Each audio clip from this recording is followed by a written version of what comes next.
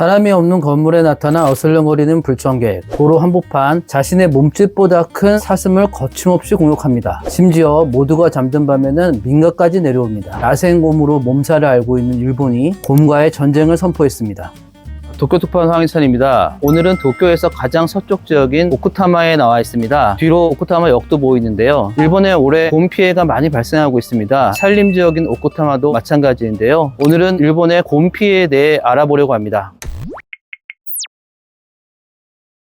일본에서는 올해 곰 피해가 상당히 늘었습니다. 올해 한 해에만 곰의 공격으로 인해 13명이 사망을 했습니다. 특히 올해 10월 한 달에만 88명이 곰의 공격을 당했고 이 중에 7명이 사망을 했습니다. 월간 기록으로는 역대 최고입니다. 사실상 곰이 살지 않는 오키나와나 규슈 지방을 제외하고는 일본 전역에 곰 경계령이 내렸는데요. 일본의 수도인 도쿄도도 예외가 아닙니다. 곰의 공격으로 피해가 커지자 일본에서는 곰 관련 안전용품에 대한 관심도 커지고 있습니다. 저는 도쿄 시나가와에 있는 한 등산용품 전문 매장에 나와 있습니다. 여기 보면은 쿠마 전문 제품들이 나와 있습니다. 쿠마를 만났을 때 피할 수 있는 내지는 만나지 않게 할 수 있는 안전용품들이 여러 가지 있는데요. 보시면 지금 쿠마가 듣기 싫어하는 쿠마를 쫓을 수 있는 여러 가지 종이 있습니다. 보통 가격 우리나라 돈으로 한 10,000원에서 30,000원 가량 되네요. 직접적으로 쿠마를 쫓을 수 있다고 하는 이 스프레이는 견본품으로 되어 있습니다. 재고가 없다는 안내도 있는데 이 스프레이에 대한 수요가 너무 많아서 구하기가 상당히 힘든 상황입니다. 곰을 맞닥뜨렸을 때를 대비해서 곰이 싫어하는 캡사이신이나 후추 그런 액체를 분사할 수 있는 곰 스프레이가 인기입니다. 곰 스프레이를 사기 위해서 여러 등산 전문 용품에 연락을 해봤는데요. 모두 품절이었습니다. 이렇게 물건이 없다 보니까 곰 스프레이 렌탈 서비스를 하는 매장도 있었는데요. 이런 렌탈 서비스에 대한 문의도 많아서 예약이 꽉 차 있다고 답변을 받기도 했습니다. 그만큼 이 곰에 대한 두려움이나 경각심 함께 높아지는 것 같습니다. 결국 매장에서 사지 못하고 일본 아마존을 통해서 주문을 했습니다. 주문할 당시에는 5일만 있으면 배송이 된다 이렇게 안내가 있었지만 2차례 연기가 돼서 보름 넘게 지나서야 받아볼 수가 있었습니다. 이 제품입니다. 테이프 한번 뜯어보겠습니다.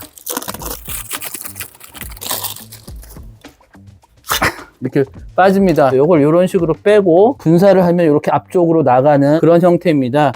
지역 대부분이 산림으로 이루어진 오쿠타마는 대표적인 곰 출몰지입니다. 사실 이곳은 가을에 찾으면 아주 아름다운 단풍이 유명한 곳입니다.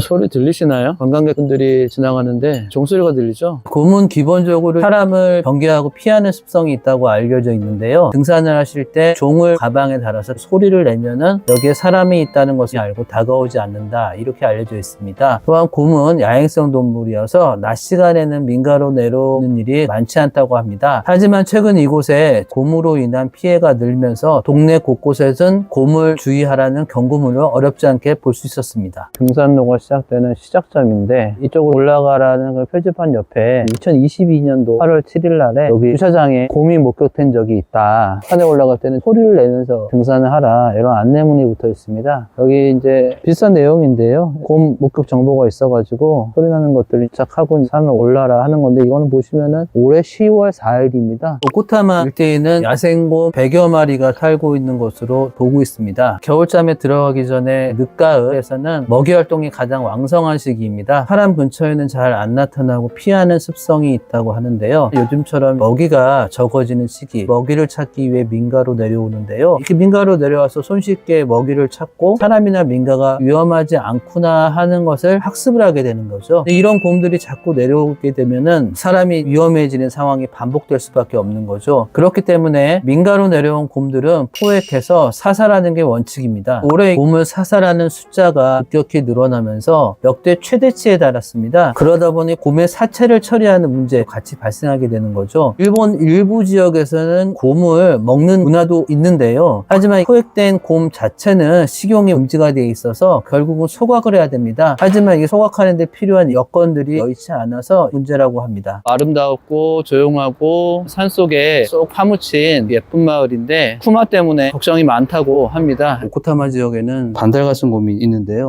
우리나라 반달가슴 곰하고 똑같은 종류입니다. 나무로 올라갈 수 있고 달리기도 잘하고 수영도 잘합니다. 그래서 사실상 곰을 만나면은 도망갈 수가 없는 겁니다. 도망갈 수가. 관광객들 상대로 하는 음식점이나 기념품점도 있는데 쿠마의 피해가 많아지고 또 이런 우려가 많아지면 아무래도 오는 사람들이 좀 적어지겠죠. 관광객들에게 등산이나 주변 정보를 제공해주는 방문자 센터에서는 산에 오를 때 주의해야 할 점들을 포스트로 붙여서 이곳저곳 전시해 놓았습니다. 센터 안에는 오쿠타마에 살고 있는 야생 동물들을 박제해서 전시해 놓은 것들도 볼 수 있었는데요. 눈에 띄는 것은 요즘 단연 골칫거리인 곰이네요. 꽤나 작은 곰인데도 발톱이 상당히 날카로워 보입니다. 최근 잡히는 곰 중에는 300kg에서 400kg나 되는 거대한 곰들도 발견이 돼서 경각심이 더욱 높아지고 있습니다.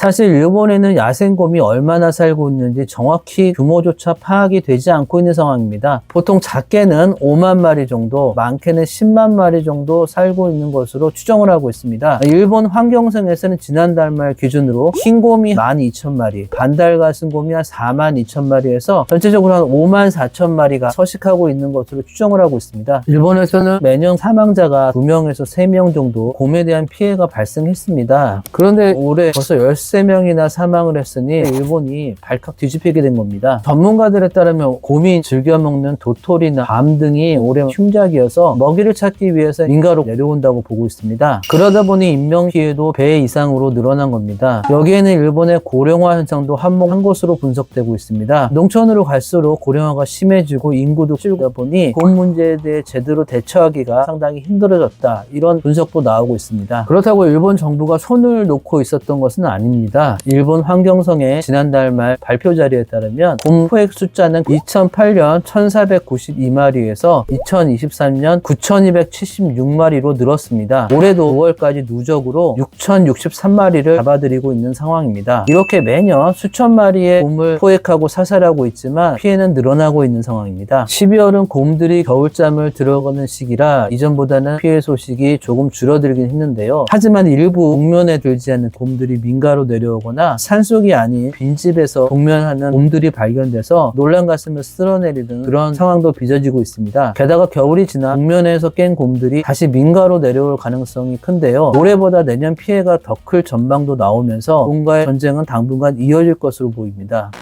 곰을 만났을 때는 아예 죽은 척을 하면 되는 거 아니냐, 이런 게 정설처럼 알려져 있습니다. 하지만 이게 절반은 맞고 절반은 틀리다는 얘기도 있는데요. 곰을 만났을 때는 황급히 도망가기보다는 시선을 마주보면 서서히 뒷걸음질 치면서 거리를 벌려라, 일본 방송에서 많이 안내를 하고 있습니다. 무엇보다 곰을 자극하는 행동을 최대한 하지 않는 것이 중요하겠죠. 그리고 곰은 얼굴이나 목 같은 급소를 많이 노리는데요. 피해를 최소화하기 위해서 양손 딱지를 낀 상태에서 뒷목을 보호하면서 웅크려서 엎드리는 모습을 한다는 거죠. 그리고 새끼곰을 만나서 귀엽다며 다가가는 것은 금물입니다. 새끼곰 근처에는 100% 아빠나 엄마곰이 있기 때문입니다.